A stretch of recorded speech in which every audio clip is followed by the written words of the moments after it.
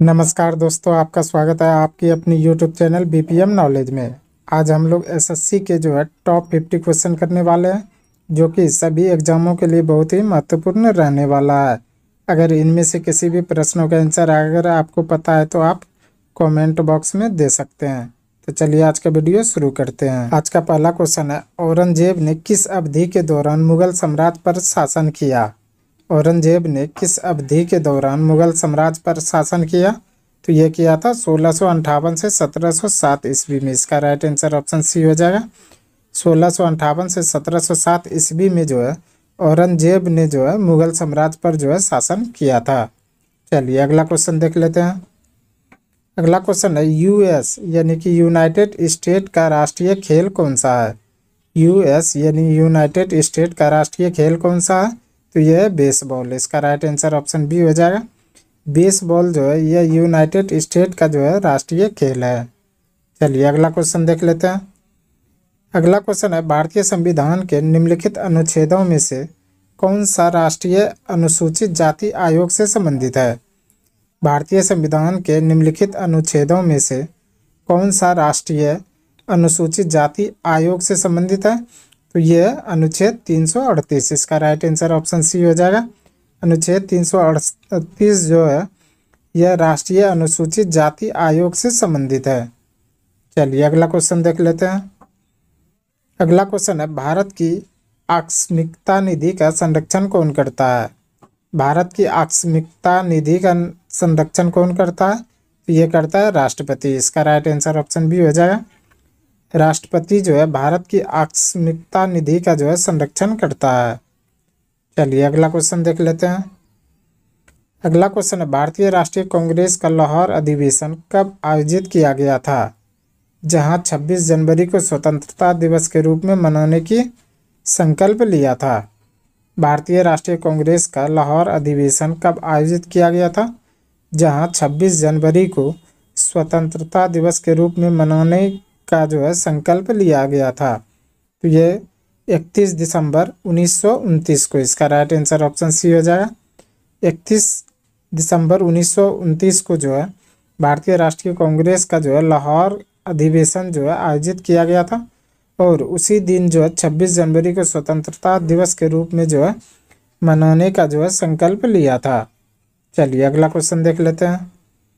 अगला क्वेश्चन है, जिन्होंने भारत में लोगों यानी एक आर्थिक योजना तैयार की। जिन्होंने भारत में लोगों यानी एक आर्थिक योजना का योजना तैयार की, तो ये की थी एम.एन. राव ने। इसका राइट आंसर ऑप्शन ए हो जाएगा।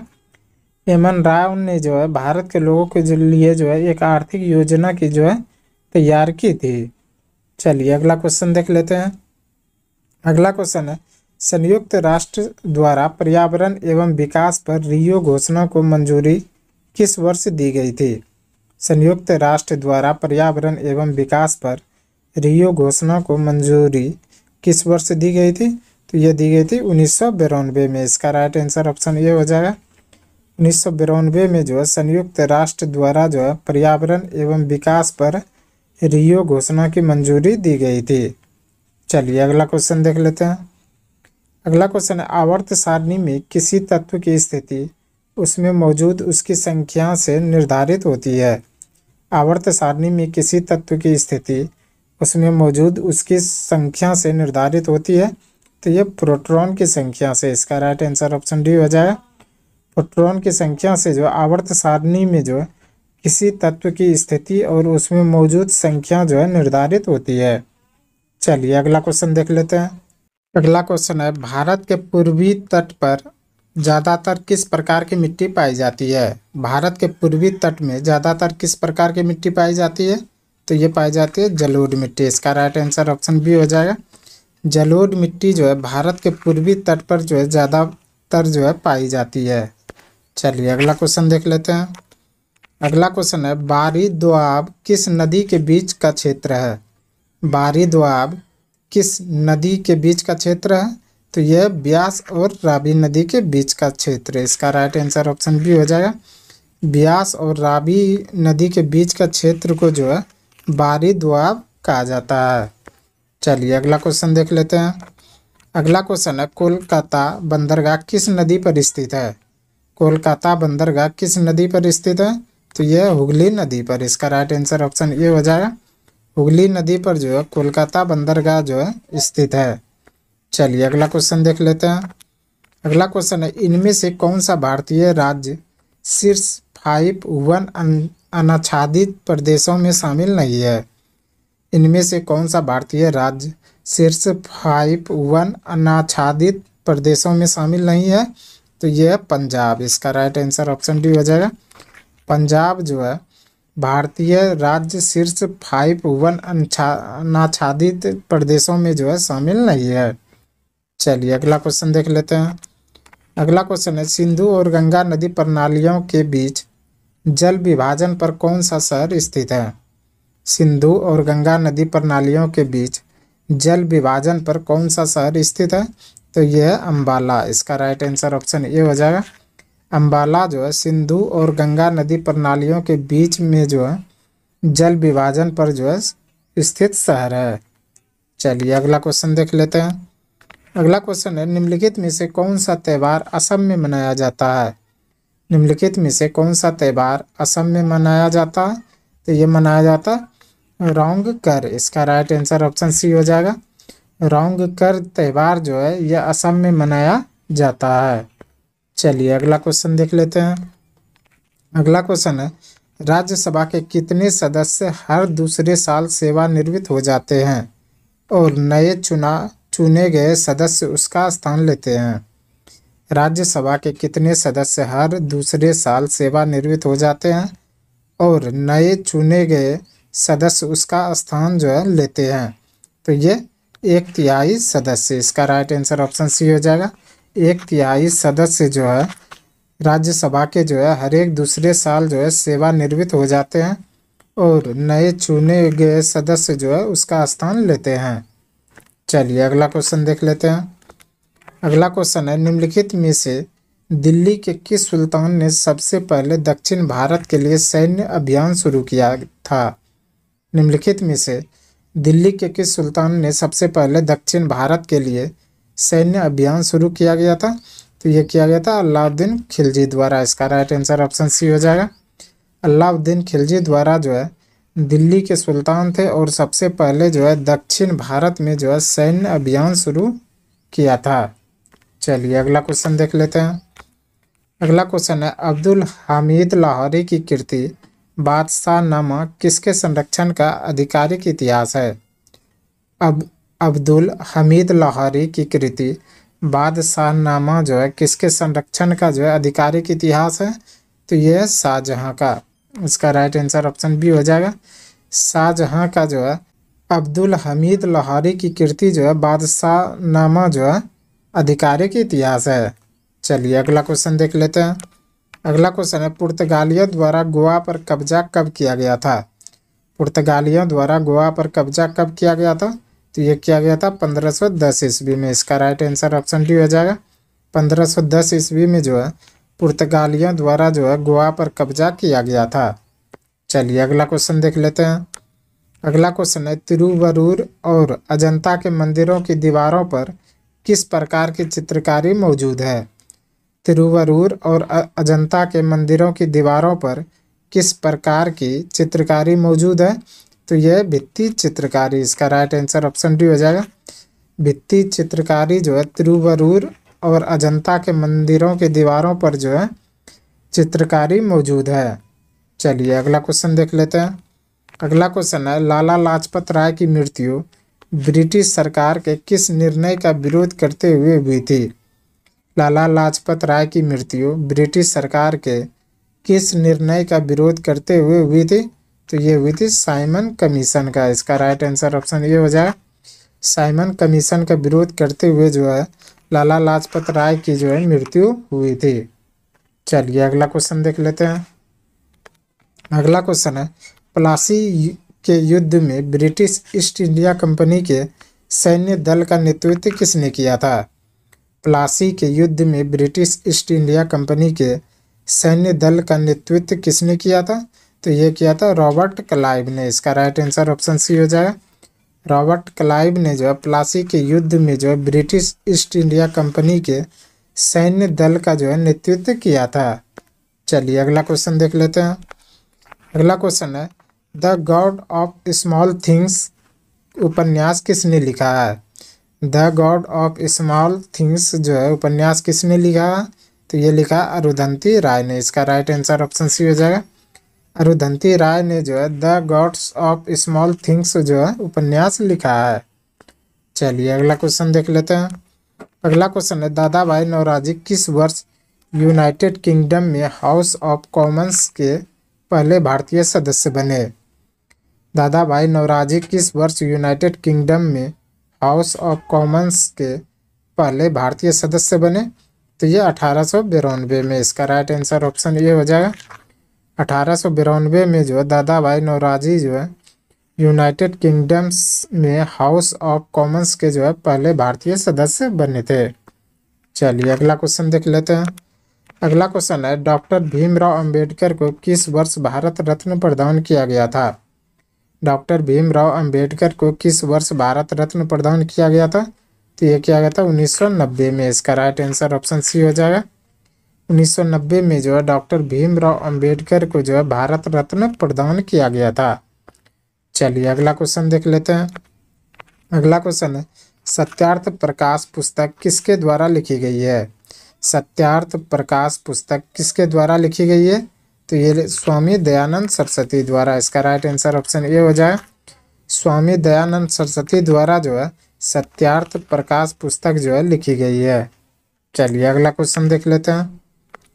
अगला क्वेश्चन है बाईचुंग भूटिया के नाम पर कहाँ एक फुटबॉल स्टेडियम उनके जन्म स्थान के पास निर्मित किया गया है? बाईचुंग भूटिया के नाम पर कहाँ एक फुटबॉल स्टेडियम उनके जन्म स्थल के पास निर्मित किया गया? तो ये सिक्किम में किया गया है। इसका राइट आंसर ऑप्शन सी हो जाए। सिक्किम में जो है बाईचुंग भूटिया के नाम पर जो है एक फुटबॉल स्टेडियम जो है निर्मित किया गया है। चलिए अगला क्वेश्चन देख लेते हैं। अगला क्वेश्चन है निम्नलिखित में से कौन सा बंदरगाह गुजरात राज्य में स्थित है? निम्नलिखित में से कौन सा बंदरगाह गुजरात राज्य में स्थित है? तो यह हजीरा बंदरगाह। इसका राइट आंसर ऑप्शन बी हो जाए।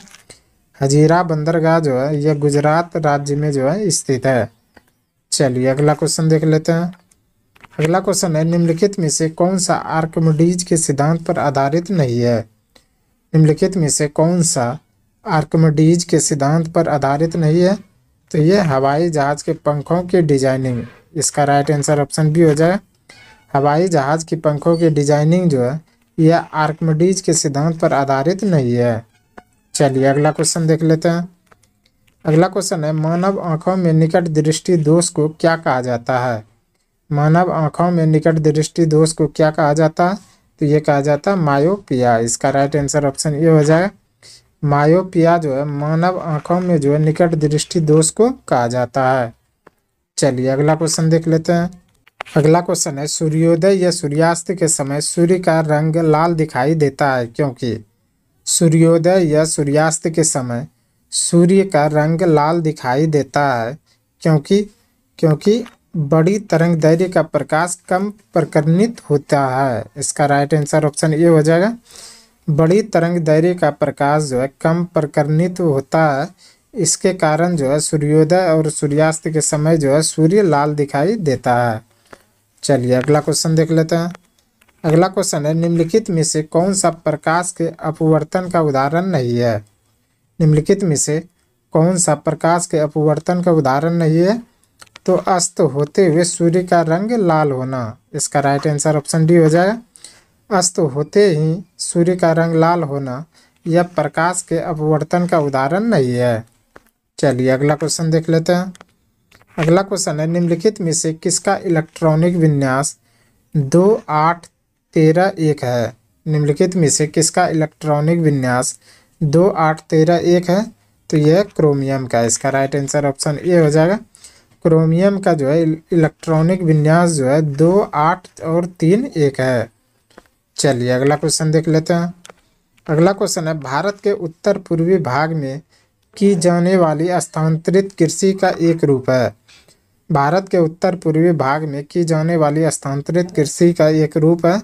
तो ये झूमिंग, इसका राइट आंसर ऑप्शन डी हो जाएगा। झूमिंग जो है यह भारत के उत्तर पूर्वी भाग में की जाने वाली जो है स्थानांतरित कृषि का जो है एक रूप है।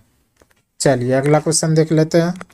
अगला क्वेश्चन है, धूपगढ़ की पहाड़ियाँ किस राज्य में स्थित है? धूपगढ़ की पहाड़ियाँ किस राज्य में स्थित है? तो यह मध्य प्रदेश में, इसका राइट आंसर ऑप्शन सी हो जाएगा।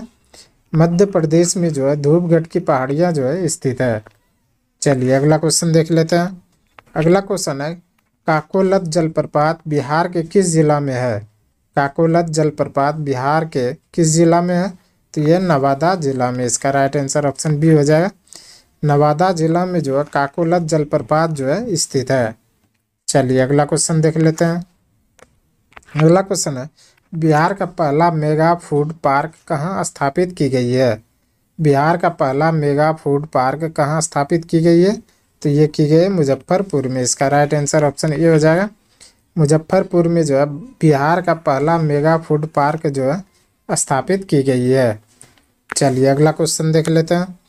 अगला क्वेश्चन है, बिहार विभूति उपनाम से निम्न में से किसे जाना जाता है? बिहार विभूति उपनाम से निम्न में से किसे जाना जाता है? तो ये अनुग्रह नारायण सिंह को, इसका राइट आंसर ऑप्शन सी हो जाएगा। अनुग्रह नारायण सिंह को जो है बिहार विभूति के उपनाम से जाना जाता है। चलिए अगला क्वेश्चन देख लेते हैं। अगला क्वेश्चन है, एशियाई देश लेबनान की राजधानी कहाँ है? एशियाई देश लेबनान की राजधानी कहाँ है? तो यह बेरूत, इसका राइट आंसर ऑप्शन ए हो जाएगा। एशियाई देश लेबनान की राजधानी जो है बेरूत है। चलिए अगला क्वेश्चन देख लेते हैं। अगला क्वेश्चन है, मराठों और अफगानिस्तान के शासक अहमद शाह दुर्रानी के बीच पानीपत की तीसरी लड़ाई किस वर्ष हुई थी? मराठों और अफगानिस्तान के शासक अहमद शाह दुर्रानी के बीच पानीपत की तीसरी लड़ाई किस वर्ष हुई थी? तो ये हुई थी 1761 में, इसका राइट आंसर ऑप्शन सी हो जाए। 1761 में जो है मराठा और अफगानिस्तान के शासक अहमद शाह दुरानी के बीच जो है पानीपत की तीसरी लड़ाई हुई थी।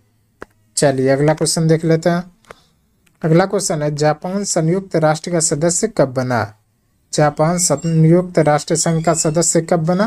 तो ये 1956 में, इसका राइट आंसर ऑप्शन सी हो जाएगा। 1956 में जो है जापान संयुक्त राष्ट्र का सदस्य बना था। चलिए अगला क्वेश्चन देख लेते हैं। अगला क्वेश्चन है, जनसंख्या 2011 के अनुसार निम्नलिखित में से किस राज्य में जनसंख्या घनत्व भारत में सबसे कम है?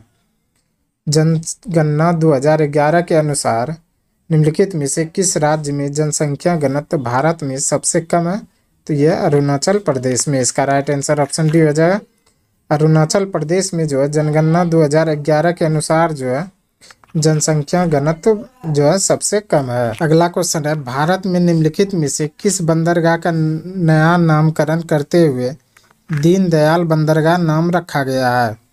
भारत में निम्नलिखित में से किस बंदरगाह का नया नामकरण करते हुए दीनदयाल बंदरगाह नाम रखा गया?